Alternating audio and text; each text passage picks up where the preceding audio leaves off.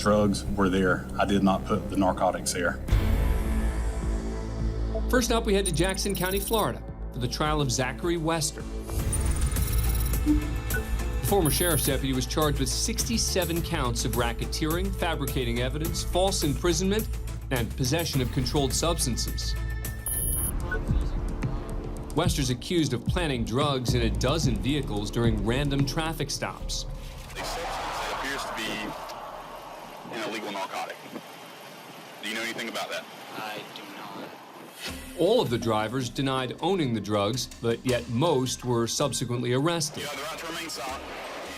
The arrest caused suspicion internally, and in 2018, Wester was suspended. 3 years later, the case went to trial. He pleaded not guilty to all charges. This is a case about an abuse of an incredible power, about the abuse of the incredible trust that we all put, and we have to put, in law enforcement in a society. The prosecution relied on the defendant's own body cam footage to help argue their case.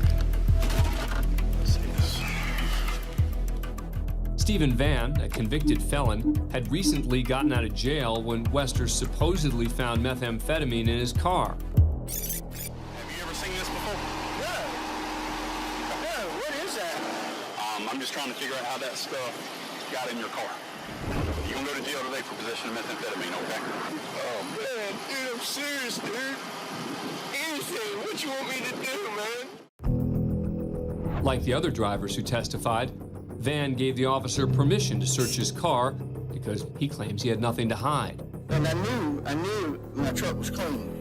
I knew it was. While the jury got to watch most of the traffic stops, some recordings had mysteriously disappeared. Why in the world would that have been deleted? I wish I knew that answer. Ironically, body cam footage would become the strongest element in the prosecution's case, especially when it came to Teresa Odom. Hi, how are you? I'm good. At first, the officer's polite, even playful. Anything in the vehicle I need to be concerned about? Bombs, hand grenades, rocket launchers? Okay.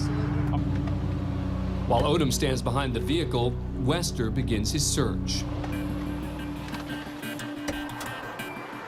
Notice as he prepares to put his gloves on, there's a small item in his left hand. Prosecutors argue that Wester is palming a small bag of meth, which he claims to find next to a spoon in the vehicle. Miss Odom. It is yogurt, sir. I know. Okay. It's yogurt. How about this, though? That is not mine. No, sir. Okay. Now, the white small plastic baggie that was in that spoon that the deputy just showed you on this video, had you ever seen that before? No, sir. Was that in your car? No, sir. As far as motive, the prosecution claims the 28-year-old officer was ambitious and wanted to move to narcotics as quickly as possible. Wester testified he never planted any drugs. The drugs were there. I did not put the narcotics there. And after 5 days and several witnesses, the jury was asked to render a verdict. If Wester's found guilty on all charges, he could spend the rest of his life behind bars. After 7 hours, the jury returns with its verdict.